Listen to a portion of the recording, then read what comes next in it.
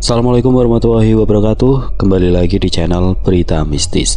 Untuk kisah kali ini ada sebuah cerita dari tulisannya Untung Prasetyo, sebuah kisah dari Satrio, dan untuk kali ini berjudul Terkuaknya Sebuah Misteri.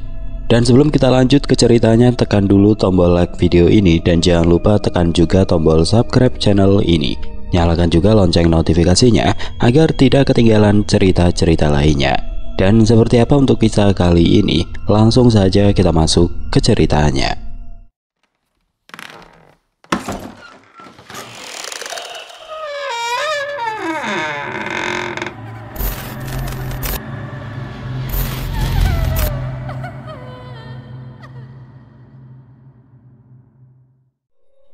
Hari-hari yang terasa berat pun perlahan berlalu. Satrio yang kini telah memahami tentang kemampuan yang dimilikinya itu, perlahan-lahan mulai dapat mengendalikan dan menggunakan kekuatannya itu hanya di saat dia membutuhkannya. Perjalanan spiritual yang dialami oleh Satrio memang terbilang unik dan sangat aneh. Jika pada umumnya seseorang harus mulai belajar dan menjalani laku tapa aji, atau dalam ajaran tertentu harus melakukan tirakat seperti puasa muti, pati geni dan lain-lain sebagainya. Namun hal itu tidak terjadi pada diri Satrio. Kemampuan yang ada pada dirinya itu seolah datang memilihnya, karena hal itu tidak pernah disangka-sangka dan juga tidak pernah diinginkan oleh Satrio. Tapi atas izin dari Sang Maha Pencipta, Satrio pun tidak dapat menolak apa yang memang sudah digariskan kepadanya. Namun walau begitu, Satrio tahu jika masih ada misteri yang belum terpecahkan pada bila keris Empu Jumantara. Dalam hatinya terus bertanya, siapa sebenarnya Wirya Sagara yang mengaku sebagai sosok pemilik keris tersebut? Dan siapa pula Empu Jumantara? Lalu mengapa keris itu memilihnya sebagai tuannya? Dan yang paling penting adalah, apa tujuan sebenarnya dari pusaka keris tanpa hulu dan warangka itu? Seiring berjalannya waktu, pertanyaan-pertanyaan yang ada dalam benaknya itu mulai terkuak melalui sosok Wirya Sagara yang kini seolah terus berada di sekitarnya dan terus membimbing Satrio untuk dapat menggunakan kekuatan yang ada pada dirinya. Tabir misteri pun mulai terungkap. Jawaban tentang siapa Wirya Sagara yang sebenarnya dan siapakah Empu Jumantara akhirnya dapat diketahui oleh Satrio melalui sebuah perjalanan spiritual yang menembus ruang dan waktu, yang kala itu membuat keluarganya merasa sangat khawatir akan keadaannya kala itu. Pagi itu Bu Arum, Wulan dan Ranti dibuat sedih dan sangat khawatir ketika mendapati tubuh Satrio terbaring lemah di tempat tidurnya. Detak jantungnya terdengar lemah dan seluruh tubuhnya terasa sangat dingin. Di tengah kepanikannya itu, Bu Arum mulai meminta tolong kepada para tetangga terdekatnya. Selain itu, dia juga mulai menghubungi keluarga-keluarga untuk memberitahu keadaan Satrio kala itu. Beberapa tetangga segera berdatangan setelah mendengar permintaan tolong dari Bu Arum. Mereka ikut panik saat melihat kondisi Satrio yang terlihat begitu lemah. Salah seorang tetangga yang bernama Pak Darman mencoba meraba nadi Satrio, dan lelaki itu dibuat tercengang dengan apa yang sedang dialami oleh Satrio kala itu. "Detak nadinya lemah sekali, Mbak Arum. Sebaiknya kita segera bawa Satrio ke rumah sakit," ucap Pak Darman dengan nada serius. Bu Arum yang sudah menangis sejak tadi hanya membalas ucapan Pak Darman dengan menganggukkan kepalanya dengan cepat. Tubuhnya yang terasa sangat lemah membuatnya seakan tidak berdaya dengan keadaan Satrio pagi itu. Pak Darman yang dibantu beberapa orang tetangganya pun segera mempersiapkan kendaraan untuk membawa Satrio ke rumah sakit terdekat agar cepat mendapatkan pertolongan. Namun di tengah kepanikan itu, tiba-tiba seorang lelaki tua yang dikenal dengan nama Kosali melangkah masuk untuk melihat keadaan Satrio. Tatapannya terlihat tajam, seolah dia mengerti jika ada sesuatu yang tidak biasa sedang terjadi. "Tunggu dulu, Man. Kayaknya kagak usah dibawa ke rumah sakit. Ini bocah sebenarnya kagak sakit apa-apa," ujar Kang Soli kepada Pak Darman yang sedang bersiap untuk mengangkat tubuh lemah Satrio. "Bukan kagak ada penyakitnya kali, Wak. Tapi kita aja yang kagak tahu kalau Satrio lagi sakit. Nah, kalau udah sampai rumah sakit kan diperiksa dokter tuh. Jadi kita tahu dia sakit apa," balas Pak Darman yang tidak setuju dengan pendapat dari Kong Sali. "Gua paham, Man. Tapi jangan pada panik dulu dah. Gua minta waktu 5 menit saja biar gua lihat dulu, pinta Kong Sali dengan wajah yang terlihat sangat tenang kala itu.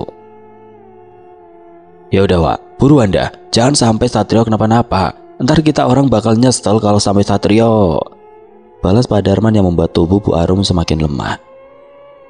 Kong Sali pun mulai menyentuh kening Satrio sambil memejamkan mata. Lelaki tua yang dikenal saling membantu warga sekitar yang sedang mengalami gangguan dari makhluk-makhluk gaib itu terlihat mulai membacakan doa-doa dengan khusyuk. Dan setelah beberapa saat, dia menghela nafas panjang seolah dia melihat sesuatu yang tidak diketahui oleh orang-orang di sekitarnya. Kalau saran gua, emang kagak perlu dibawa ke rumah sakit, Neng. Soalnya yang ada di badan anak lu emang lagi pergi, tapi dia belum mati, ujar Kang Soli yang membuat Bu Arum tersentak mendengarnya. Apa Satrio bisa sembuh lagi, Wak? Tanya Bu Arum dengan wajahnya yang sangat cemas. Ya kalau sukmanya balik ntar dia sembuh, Neng, balas Kang Soli yang membuat Bu Arum menjadi lega mendengarnya. Apa Satrio lagi kena guna-guna, Wak? Tanya Pak Darman dengan nada pelan. Kagak Darman, ini bocah kagak ngapa-ngapa. Cuma sukmanya dia lagi diajak main sama goib yang emang udah lama dia kenal, balas Kang Soli dengan tegas. Waduh, kalau emang begitu, Wak Sali harus nungguin Satrio sampai pulang dah, pinta Pak Darman yang sepertinya telah mengetahui jika Kang Soli memiliki kemampuan spiritual. Lah, kagak usah ditungguin. Kalau wayahnya pulang, dia pasti balik, Darman. Sekarang mending lu pada keluar dah, biar kamar ini kagak sumpek.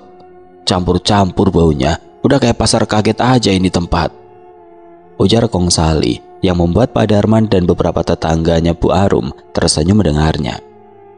Udah Neng, jangan nangis saja. Sekarang doain saja supaya anak lu baik-baik saja di sono, imbu Kong Sali yang membuat Bu Arum sadar jika kini yang dibutuhkan Satrio hanyalah doa. Bu Arum mengusap air matanya mencoba menenangkan diri setelah mendengar penjelasan dari Kong Sali.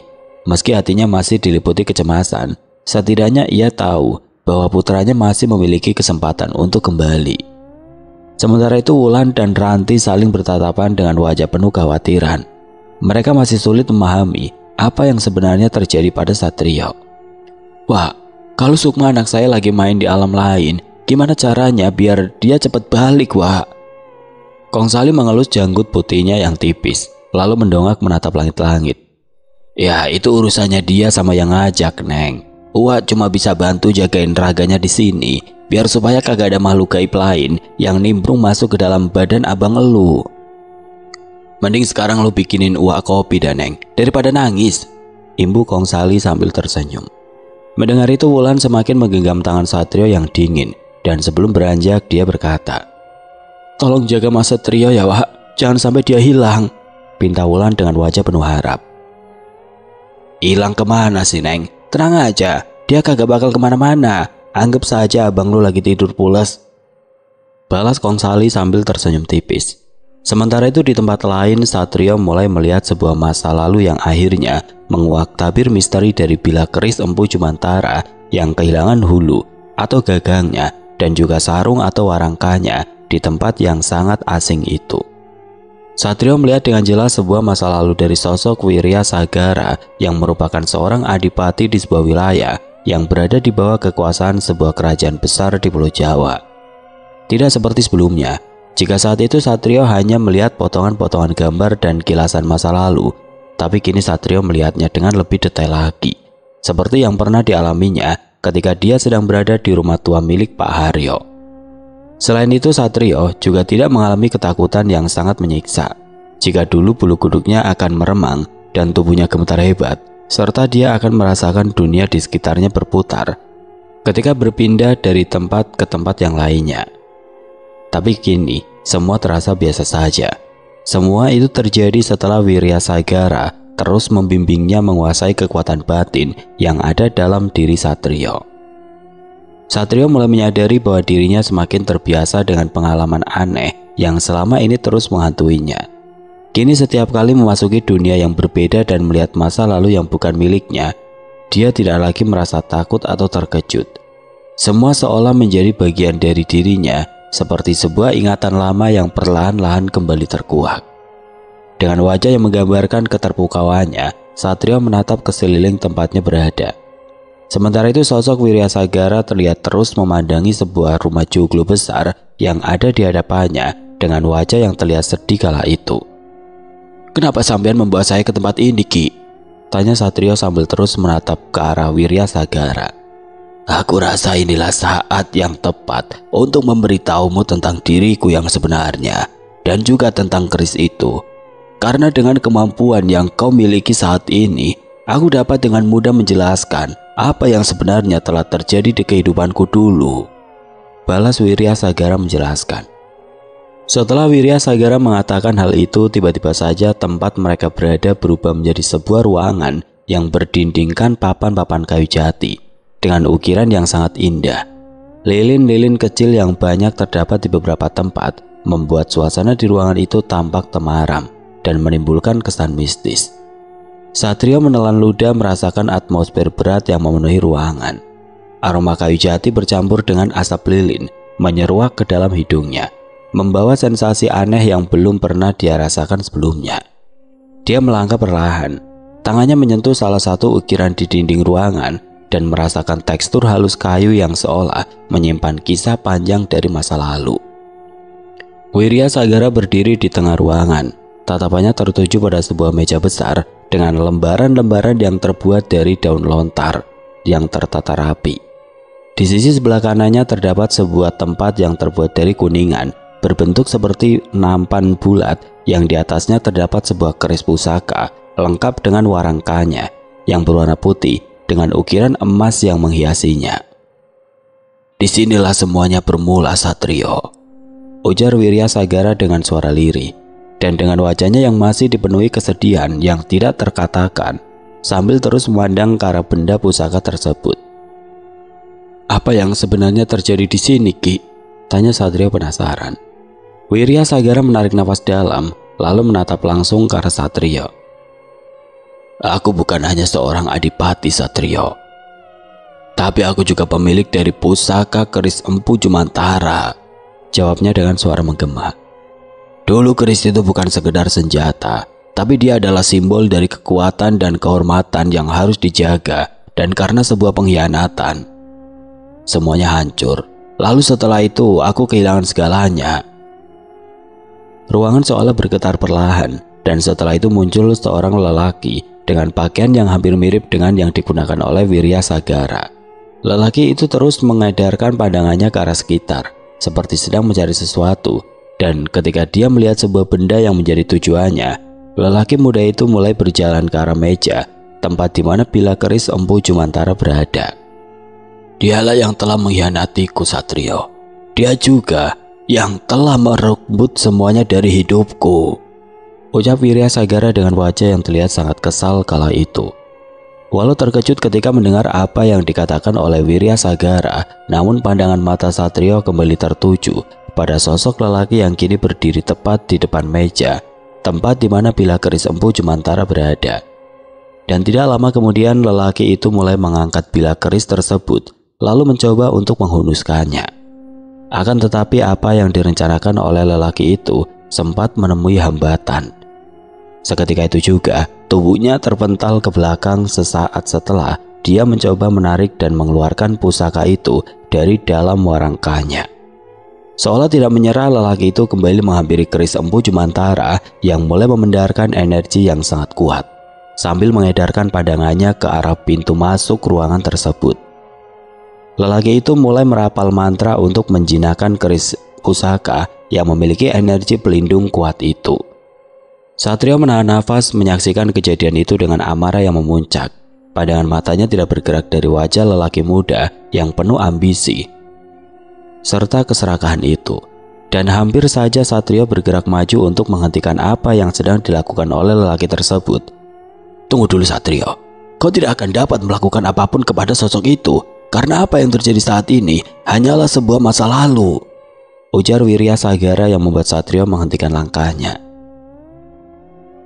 "Tapi saat itu aku pernah menghentikan sebuah ritual yang dilakukan seorang dukun sakti yang ingin mengurung sukma Gantari pada kain batik itu, Ki," jawab Satrio dengan tegas.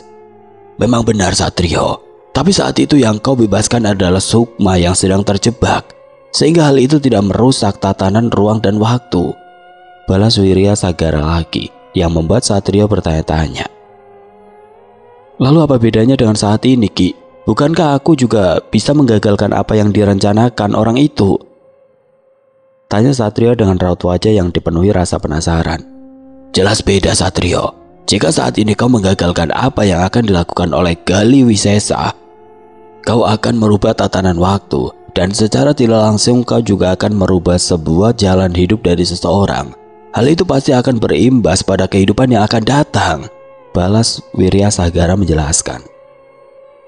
Sudah Ki, kau bisa menjelaskannya lain waktu, karena saat ini aku sedang tidak minat untuk berpikir keras.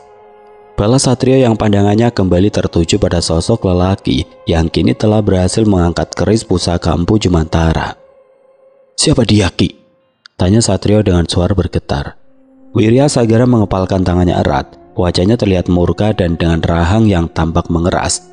Dia pun mengatakan siapa sebenarnya sosok yang telah disebutnya tadi. Dia adalah Gali Wisesa, saudara seperguruanku, sekaligus orang yang paling aku percayai. Ujar Wirya Sagara sambil menundukkan pandangannya. Satrio terdiam, matanya kembali tertuju pada sosok Gali Wisesa yang kini telah berhasil memisahkan bilah keris pusaka tersebut dengan warangkanya. Dan setelah dapat menghunus bilah keris Empu Jumantara, apa yang dilakukan orang kepercayaan dari Wirya Sagara itu sungguh membuat amarah Satrio memuncak. Hal itu terjadi karena sosok lelaki tersebut dengan kekuatannya melepas gagang keris tersebut dari bagian besinya. Melihat amarah Satrio yang seakan tidak terkendali, malah membuat Wirya Sagara tersenyum. Wajahnya yang tadi dihiasi dengan amarah serta dendam tiba-tiba saja berubah menjadi teduh, seolah-olah dia sedang melihat seseorang yang akan membantu menyelesaikan masalahnya. Kau memang benar-benar orang itu, Satrio, ucap Wirya Sagara sambil menganggukkan kepalanya. Diam dulu, Ki, aku sedang kesal saat ini. Entah mengapa aku merasa sangat kehilangan setelah manusia keparat itu merusak bilah keris Empu Jumantara. Balas Satrio dengan pandangan mata yang terus tertuju kepada sosok Gali Wisesa. Kau memang orang itu, Satrio, gumam Wirya Sagara sambil memejamkan kedua matanya. Setelah mengatakan hal itu, tempat di mana Satrio dan Wirya Sagara berada tiba-tiba berubah. Setelah mengalami sedikit guncangan dan perputaran yang dirasakannya dengan begitu cepat. Mereka kini berada di sebuah medan pertarungan antara sosok Wirya Sagara dengan sosok Gali Wisesa. Satrio yang awalnya sempat terkejut ketika dia melihat pertarungan sengit itu, mulai menyadari jika apa yang disaksikan itu adalah hal yang sama dengan yang pernah dilihatnya ketika dia memegang bilah keris Empu Jumantara yang tiba-tiba datang dan membuatnya ketakutan malam itu. Dan benar saja apa yang sedang dipikirkan oleh Satrio ketika dia melihat Wirya Sagara tumbang oleh bilah keris hitam yang memiliki aura sangat pekat yang ada dalam genggaman tangan Gali Wisesa. Satrio terpaku, tubuhnya menegang saat melihat adegan yang pernah muncul dalam kilasan penglihatan sebelumnya. Kali ini semua tampak lebih jelas dan terasa lebih nyata. Wirya Sagara terduduk lemah, darah segar mengalir dari luka di dadanya, sementara Gali Wisesa berdiri tegak dengan keris hitam di tangannya. Aura pekat yang menyelimuti pusaka itu begitu menyesakan, seakan-akan membawa hawa kematian yang mencekam. Kau tidak seharusnya melawan, Wirya, ujar Gali Wisesa yang terdengar dingin kala itu. Takdir telah memilihku. Dan Kadipaten ini membutuhkan pemimpin yang kuat, bukan seseorang yang masih terikat oleh kehormatan kuno. Imbu Gali Wisesa dengan penuh kesombongan. Wirya Sagara mencoba berdiri, meski tubuhnya gemetar. Tatapan matanya tetap tegas, tidak menunjukkan ketakutan sedikit pun. Bukan takdir yang memilihmu, Gali, tapi ambisi dan pengkhianatanmu sendiri, balas sosok Wirya Sagara sebelum ajal menjemputnya. Satrio bisa merasakan amarah yang berkobar dalam diri Wirya Sagara, namun tubuh sang adipati sudah terlalu lemah. Sementara itu Gali Wisesa hanya tersenyum sambil mengangkat kerisnya yang tanpa ragu. Dia menghunuskan keris hitam itu ke arah Wirya Sagara. Satrio ingin berteriak, ingin bergerak, dan ingin menghentikan semua itu. Akan tetapi tubuhnya terasa kaku dan sulit untuk digerakkan. Dia hanya bisa menyaksikan dengan mata terbelalak ketika bila keris itu menembus tubuh Wiryasagara yang membuat sang adipati terhuyung lalu jatuh bersimpuh. Sebuah cahaya samar keluar dari tubuh Wiryasagara seperti nyala api yang perlahan meredup. Satrio bisa merasakan kesedihan yang begitu mendalam, bukan hanya dari sosok Wiryasagara, tetapi juga dari bila keris Empu Jumantara yang masih digenggamnya. Namun di tengah kepedihan itu tiba-tiba saja muncul sebuah cahaya putih yang menyilaukan mata yang membawa sosok lelaki tua dengan energi besar yang menyelimutinya. Sosok lelaki tua itu juga pernah dilihat oleh Satrio sebelumnya. Dia adalah lelaki tua yang dilihat Satrio sedang menempa bila keris di depan perapian. "Siapa kakek tua itu, Ki?" tanya Satrio penasaran. "Dia adalah pemilik keris itu, dan dia adalah Empu Jumantara," balas Wiryasagara dengan suara yang begitu dalam. "Lalu apa yang sedang dilakukannya pada bila keris tersebut, Ki?"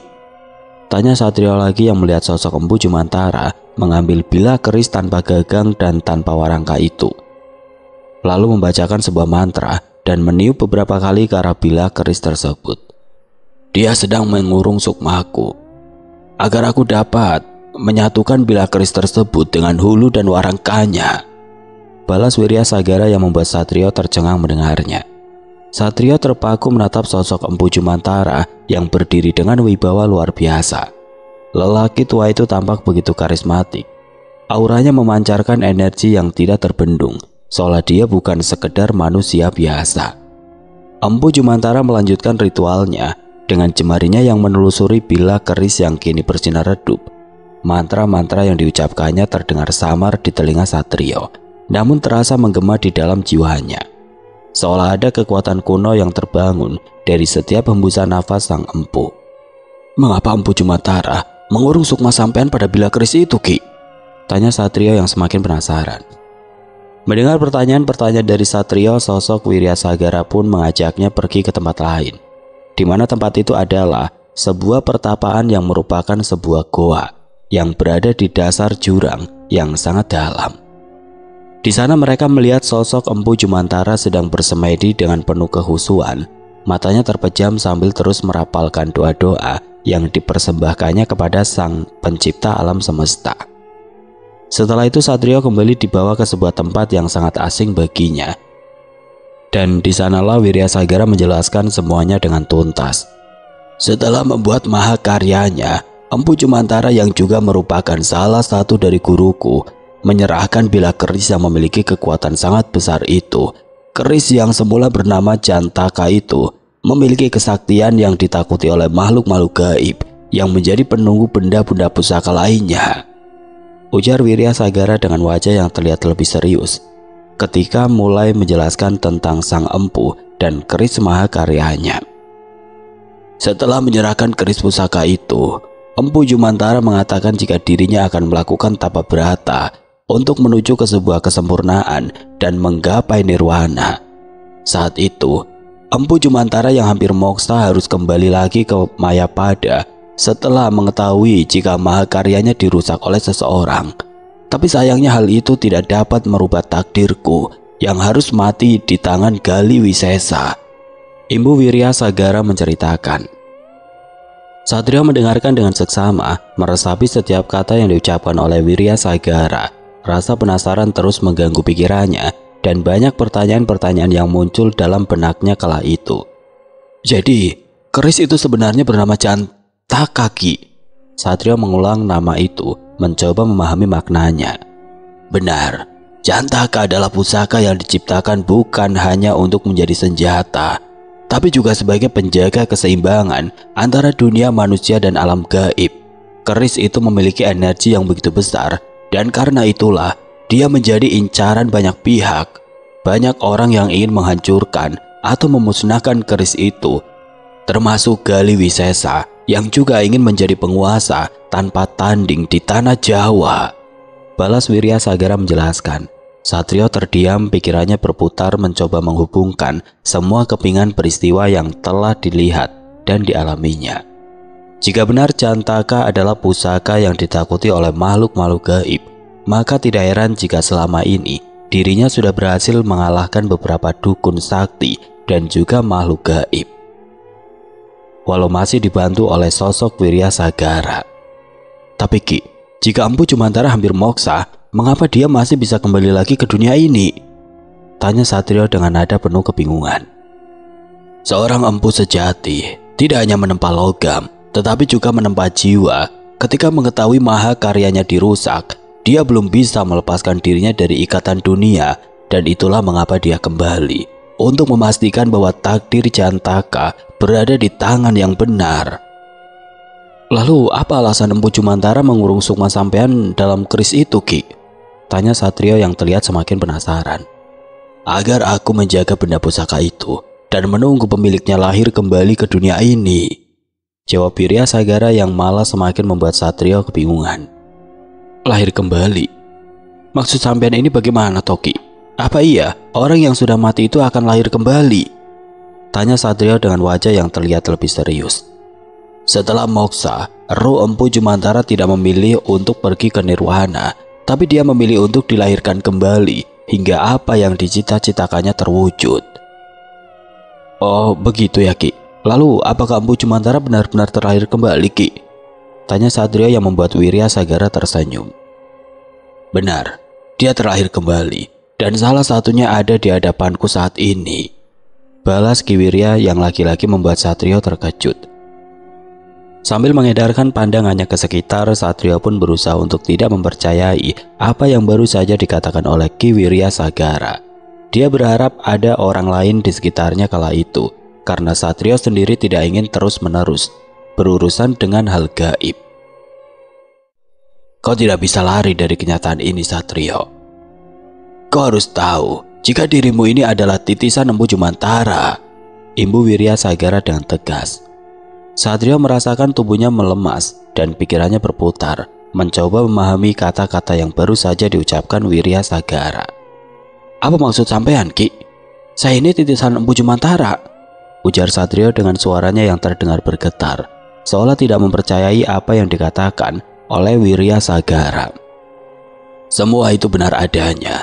Kau adalah titisan dari Empu Jumantara. Itulah mengapa bila keris itu memilihmu, karena selain energinya terhubung dengan jiwamu, kau sendirilah yang menempa dan menciptakannya di kehidupanmu yang lalu.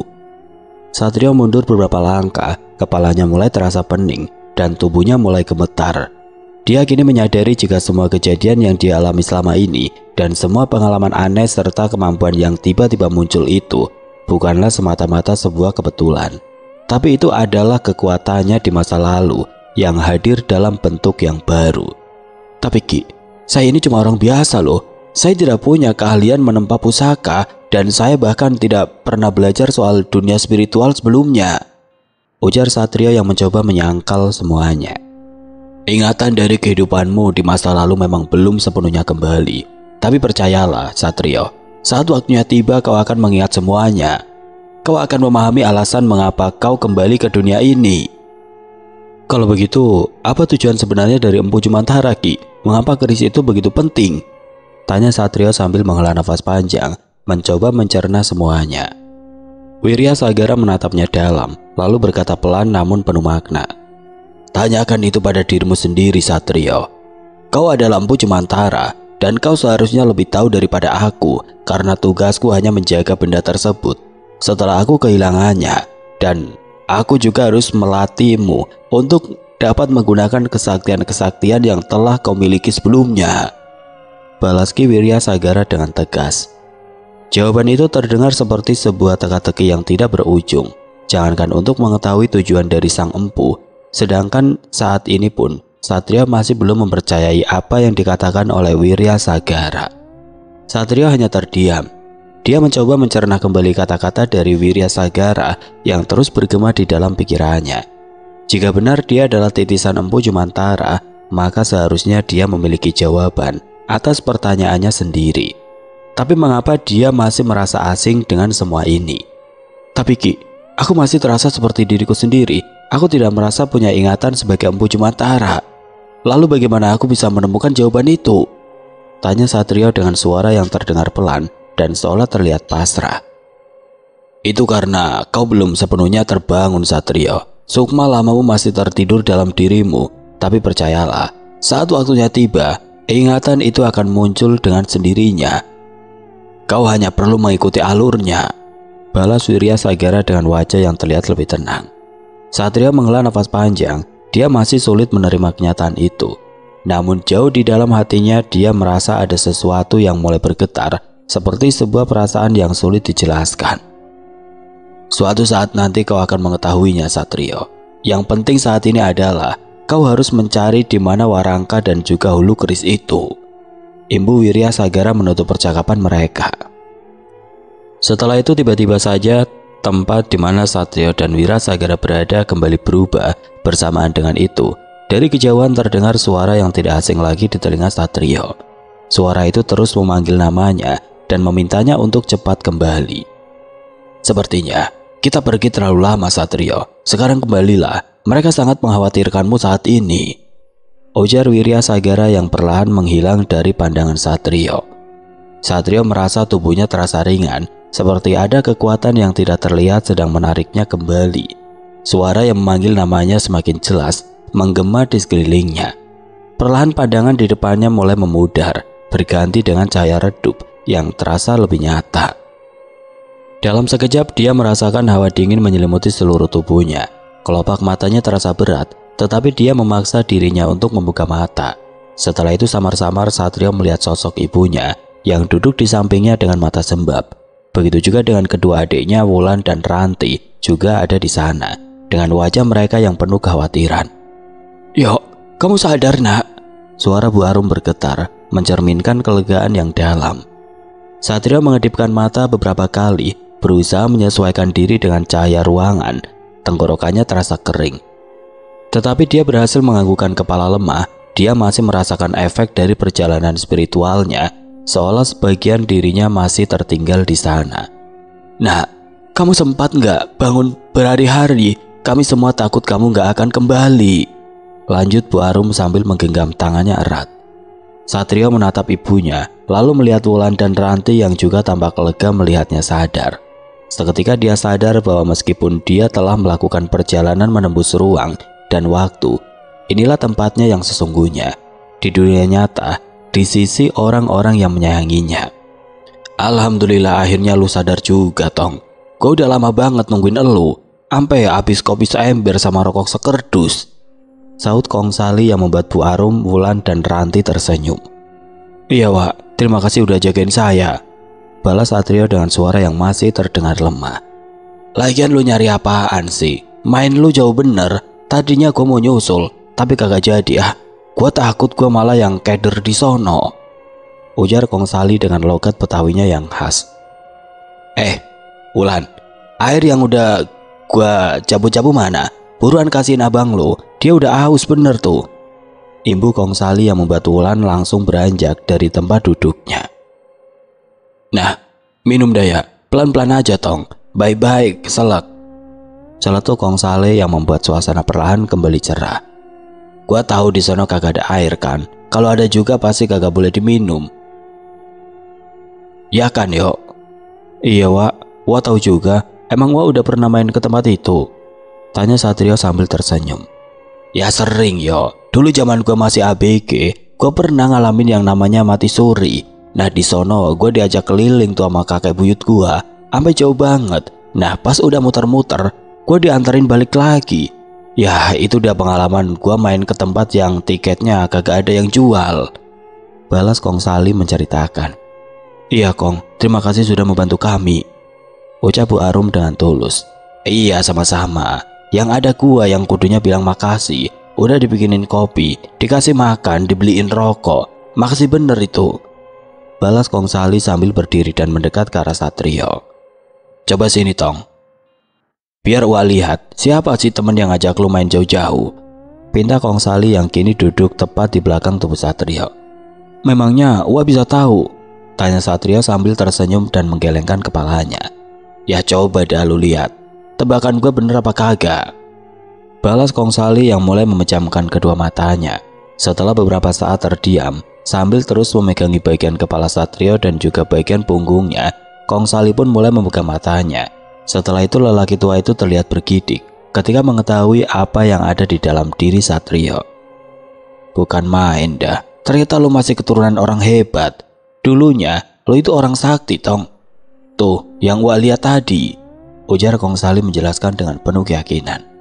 Nah satu lagi nih, temen lu itu kelihatan kayak raja kecil gitu dah. Yang gua lihat dia pakai baju kebesarannya sama ada mahkota kecil di kepalanya. Rambutnya gondrong, udah kayak yang bintang film Barry Prima. Orangnya putih, ganteng, badannya tegap. Pokoknya keren dah. Mendengar apa yang diceritakan oleh Kong Sali, Satrio hanya tersenyum sambil menundukkan wajahnya. Dia tidak mengira jika lelaki tua yang humoris itu ternyata memiliki kemampuan untuk melihat makhluk-makhluk tidak kasat mata. Terima kasih ya Wak, saya utang budi sama Wak Sali, ucap Satrio dengan penuh ketulusan. Jangan dah, kalau utang budi mah jangan, berat urusannya. Karena ada paribahasa mengatakan utang budi di bawah mati. Kagak bisa tuh lu bayar. Makanya kita sama-sama saja. Kagak ada yang minjemin, kagak ada yang bakal balikin. Kagak ada yang utang, kagak ada juga yang bakal mulangin. Semuanya kudu lillahi ta'ala, ikhlas lahir batin karena Allah semata, ujar Kong Sali dengan wajah yang terlihat sangat bijaksana. Ya udah deh ya, udah sore, gua pamit dulu. Masih ada yang harus gua kerjain. Yuk, kapan-kapan dah. Lu main ke rumah gua, kita ngobrol lagi soal apa yang lu alamin ini, pungkas Kong Sali sambil menyalami Satrio.